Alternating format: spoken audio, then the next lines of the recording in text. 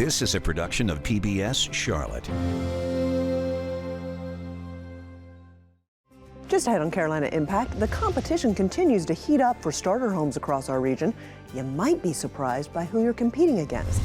Plus, how a local brewery wants to make the industry more inclusive through hands-on internships. And free books for all, we hop inside a bookmobile that's serving folks in York County. Carolina Impact starts right now.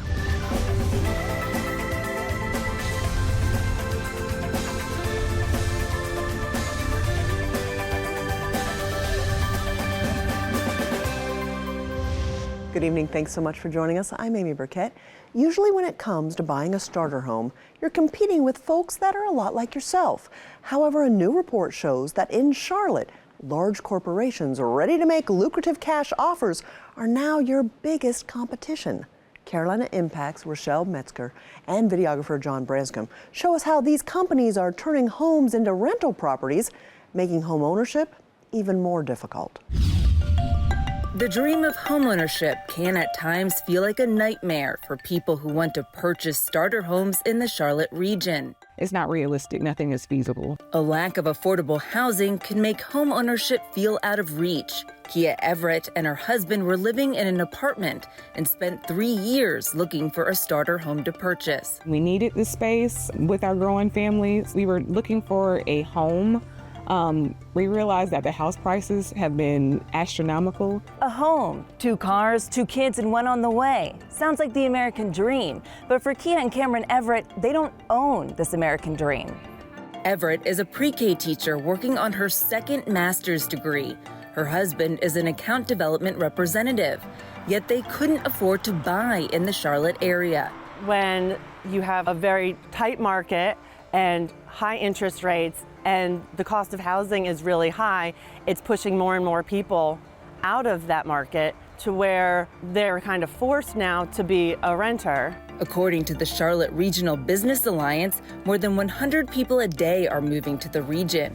While construction has picked up post-pandemic, homes aren't being built fast enough. There simply isn't enough housing to meet the demand that's out there. To meet the rising demand for single-family homes in sought-after cities, property management companies like American Homes for Rent are building rental communities like Hazel Gardens in Steel Creek, where the Everetts are renting a 4-bedroom house.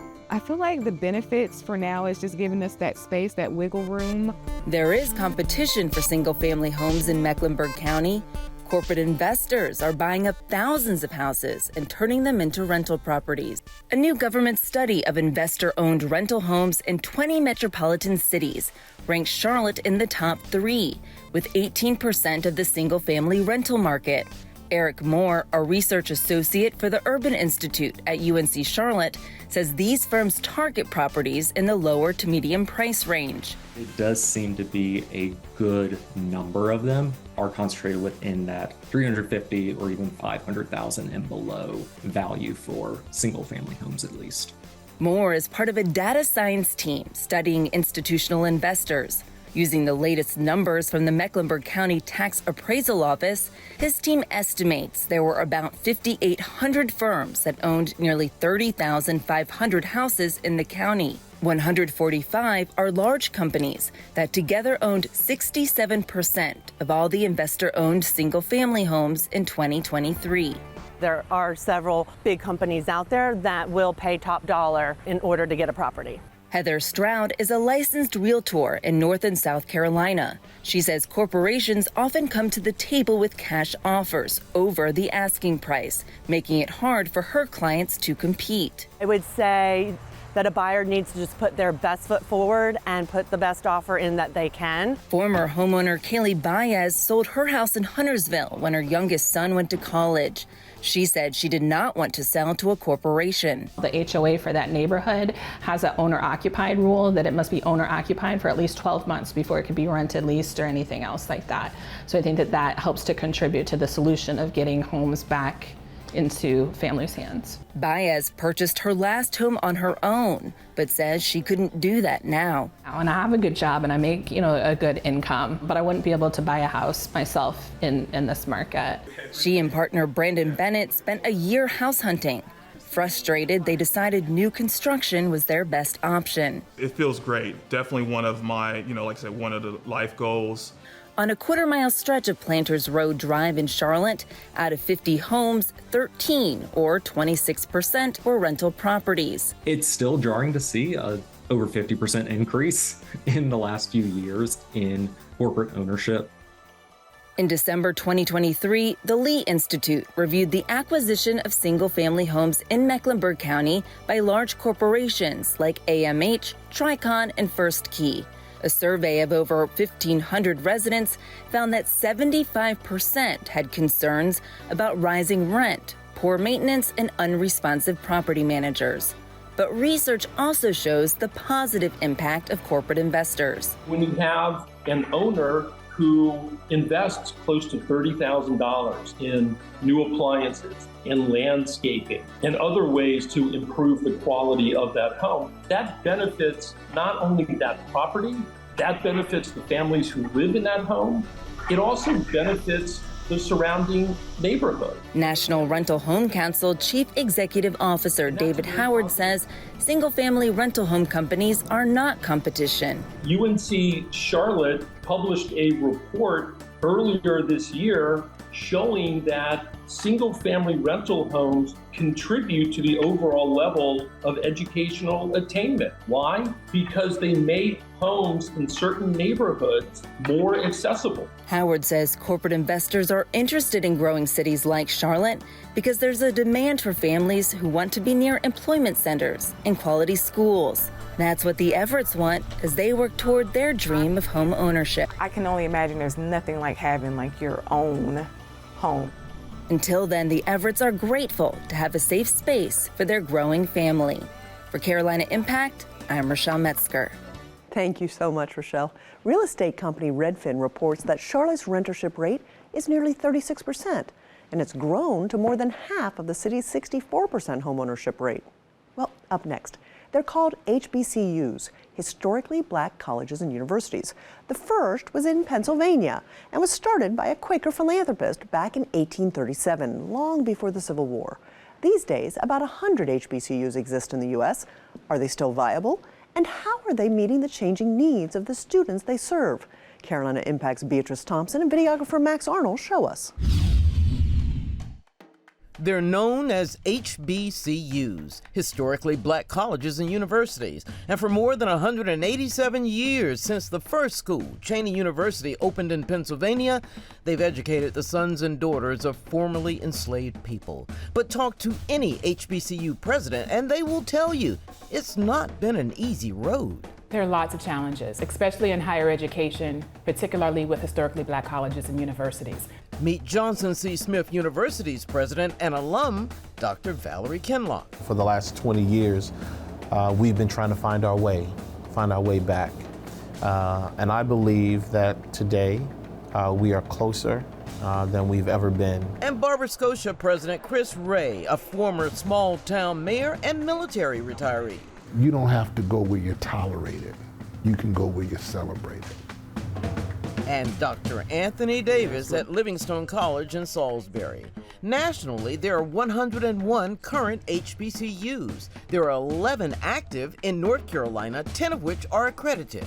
North Carolina has the most enrolled black undergraduate students in the United States and the second most HBCUs in the nation. With more than 1,300 students, Johnson C. Smith is ranked as the #1 private HBCU in North Carolina by U.S. News and World Report, and it's a cornerstone for the historic West End in Charlotte. As President points out, HBCUs fill an important and changing niche in higher education. I think a shift needs to happen in terms of how people understand the role and responsibility of historically black colleges and universities, and how we've always been leaders when we talk about educational opportunities for our students. Founded in 1879 in Salisbury by the AME Zion Church, Livingstone is where the first black intercollegiate football game was played in 1892, and it produced America's first black neurosurgeon. Now its president says the new focus is to aid students who are left out. Me being the president of Livingstone is humbling for me to think that someone who spent their entire life in foster care, 17 years, 9 months, is now the president of one of our 103 HBCUs that are left. The school received more than 6,800 applications for this fall semester. They accepted 500, admitting 25% more students, and they expect to hit 1,000 students this fall. Among them, students in a newly developed program for those who age out of foster care. Here's a data point. 85% of young men and women who age out of foster care want to go to college, but only 3% go. One student was dropped off at the gate by his social worker.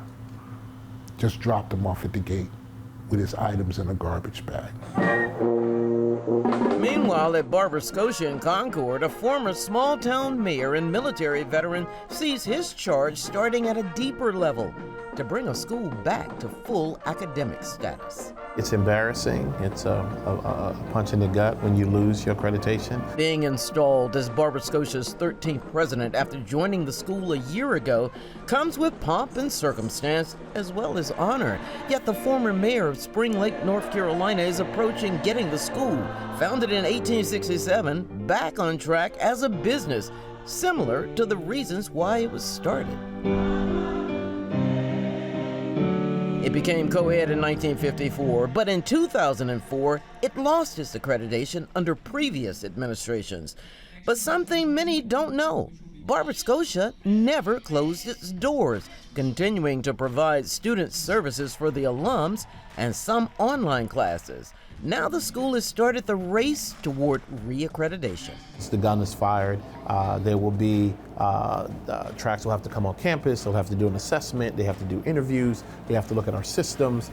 We have to do a self-study. The school is also joining the New South Athletic Conference, which serves smaller schools as a way of attracting students.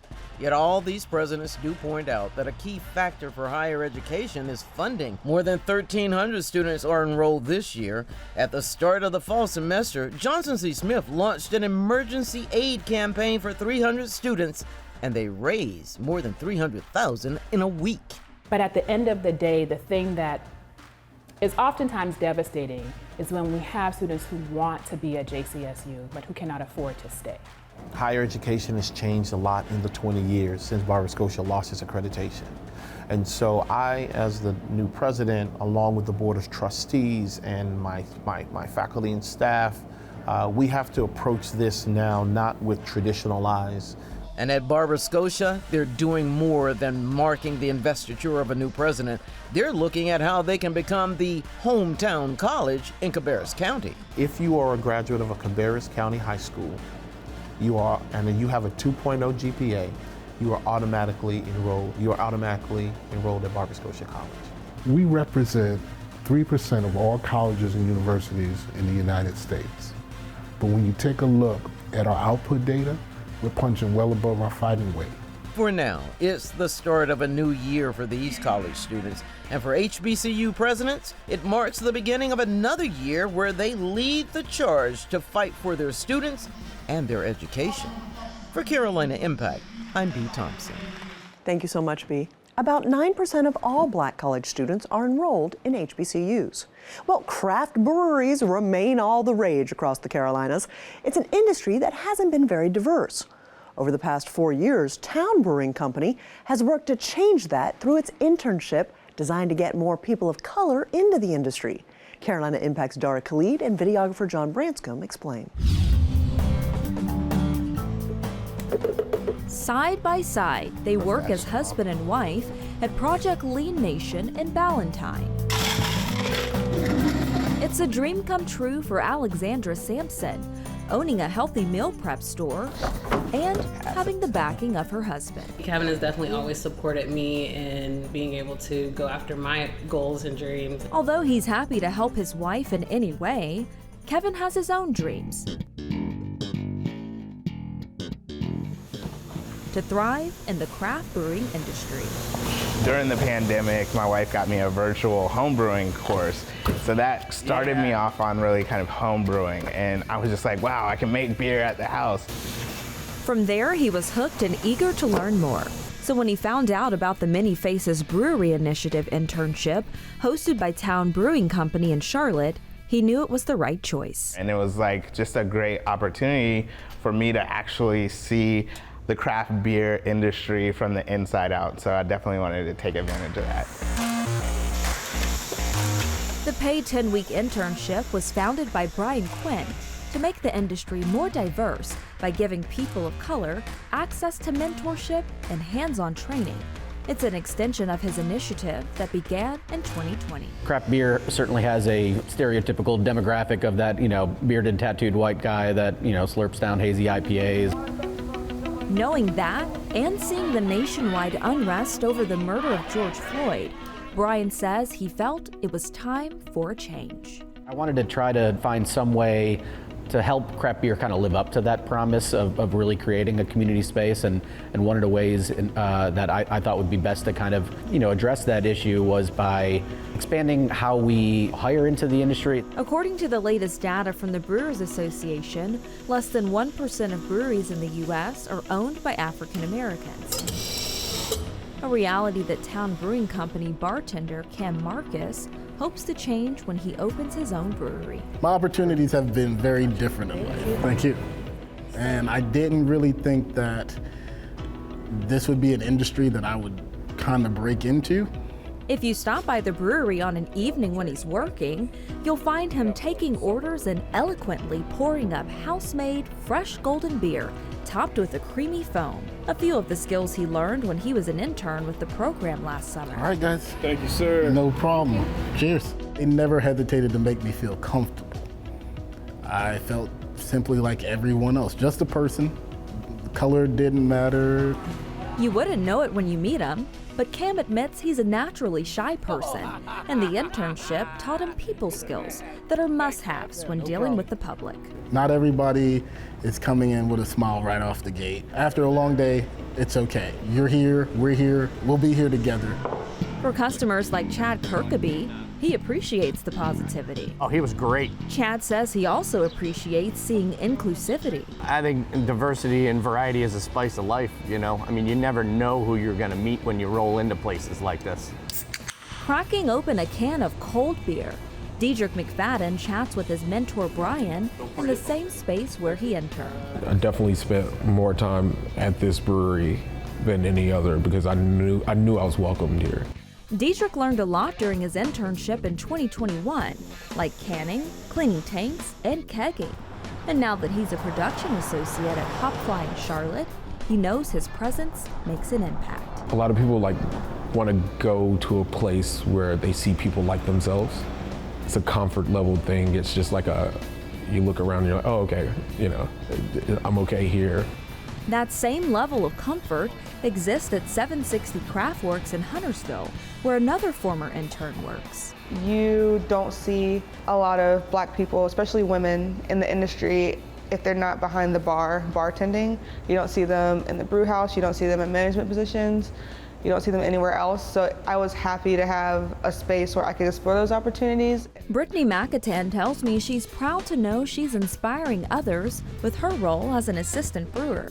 In my old position as a nurse, you're kind of just one of hundreds, and I didn't really see myself as someone who could be encouraging or open doors for people in that role.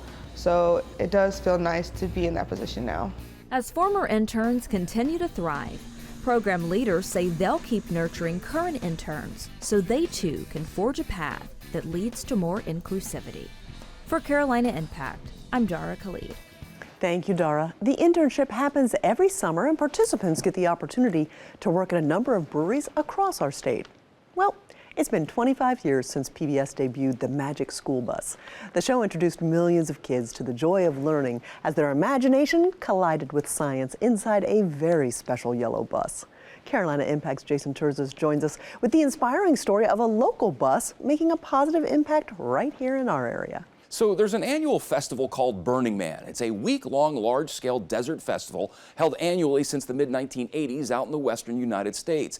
The goal of it is to focus on community, art, self-expression, and self-reliance. A similar but smaller festival has been held each fall since 2007 in Georgia. And when one local woman attended several years ago, she came back with an idea that she put into motion. South Carolina. Like many American small towns, downtown comes alive in the summer months with an outdoor concert series. A fun for the whole family type of event, with bounce houses, all sorts of games like Jenga and cornhole, and of course popcorn, funnel cakes, and shaved ice. It's great. We love to see York growing, and for families. Pulling in down at the end of North Congress Street is something you wouldn't normally find at one of these events. A school bus. Everybody loves it. I mean, it's so fun, and like it's kind of like an old-fashioned idea too. I know it used to be like a thing back in the day, you know? But it's not your typical school bus. It's not yellow and doesn't carry kids. I mean, I've been working on this and trying to get it going since 2016. But what it does have is a unique name, the Kind Bus. Since it doesn't say bookmobile on it, I definitely get like, oh, what is this? And then I'm like, come on my bus. And they're like, are you sure? Erin McNabb admittedly wasn't much of a reader growing up. Not at all. Nope. In her 30s, she started getting into nonfiction, educational type books, basically reading to learn something. And it just kept going. Like as I got better at it, I was like, oh, okay, this is good. And then I kind of challenged myself, see if I could read like a whole stack, in a year, and then it just kind of grew into a love. While attending a festival in Georgia in 2016, Erin felt a little inspiration. Yeah. I mean, it set me on the mission to start brainstorming. It wasn't necessarily like a bus right away, but it was like definitely like got my creative juices going. She toyed with various ideas like a coffee shop or some sort of free store.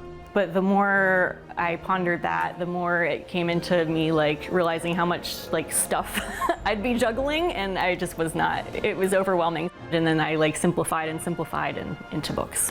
Erin's goal slowly became clear: be involved in the community in a fun, interactive, creative way. Thanks to donations, Erin bought an old school bus off Facebook Marketplace and began the long process of transforming it into her vision. I made a post on like the neighborhood next door, I guess, app, and just was looking for someone to help me design the inside. I really was at a loss of what to do or where to begin, or I didn't know where to start with that. Someone who works with the school district saw Erin's post and recommended it become a project for Clover High School's engineering class. And she got the permission from the superintendent, and so I dropped it off at Clover High. And the seniors, they had a ball with it. They did their thing, and they did awesome. Clover High students went to work, cutting out wood shelves, installing a kitchenette, building a track system for the books, and just making things generally easier for Erin to navigate. Yeah, this was actually the idea of the senior kids. They just thought it'd be super easy to just store the books in here, and then you just have to flip it up. And the students weren't the only ones pitching in. Like the flooring, for example, I went to Lowe's and just told them what I was doing, and they gave me the flooring. So they comped it, gave it Yep. to you, and then they had someone install it? My dad installed it. Toss in Erin's personal touches like butterflies, glittery skulls, plants, stickers, and ceramic flowers, and the Kind Bus was off and running. And then I just made like magnets out of old books and kind of like decoupage them and sparkles, and that's the intent, is to just have like eventually so much going on in here, but like a color blast and just fun stuff to look at. Even though it's just a bookmobile, it's kind of like a little like, if inside of it, it's almost like a coming to life as like a sculpture, there's all kinds of weird stuff in there to look at. I've started gluing like little animals on. So over time, it's just gonna get funkier and funkier. I think it's so cute, and I love that she's bringing a love for reading and making it accessible for people. And it's adorable. She has very cute style, hippie vibes. The kids love the Pez dispensers. I put magnets on those. And so sometimes they'll be like, oh, can I have one? And I'll just be like, sure. They take a little Pez souvenir home. But what would a bookmobile like the Kind Bus be without books? Lots of them, all of which were donated, and all of which Erin offers free to anyone coming aboard. A lady came on and she picked a couple books out and she asked how much they were, and I told her they were free, and she just like had these tears in her eyes and she was so happy. And like it just, it was like, oh, that's what I like to see. Erin's original intent was to take the bus to various events all over the region, but she admits it's a little bit hard to drive.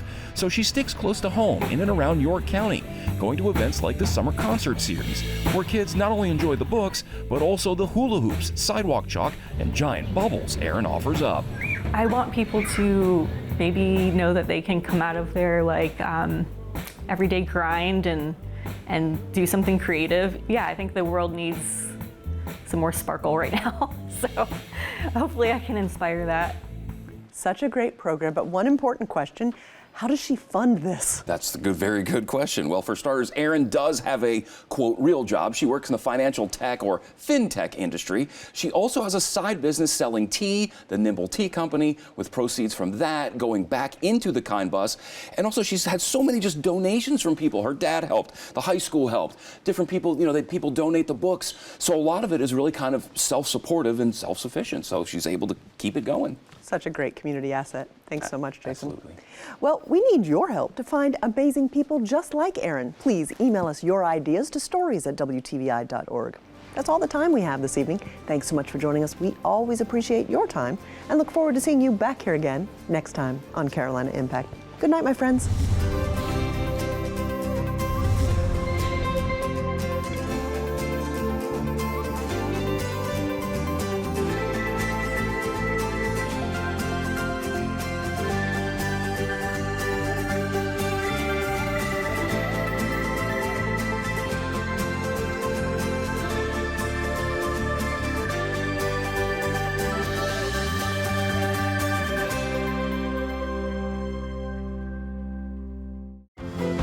This is a production of PBS Charlotte.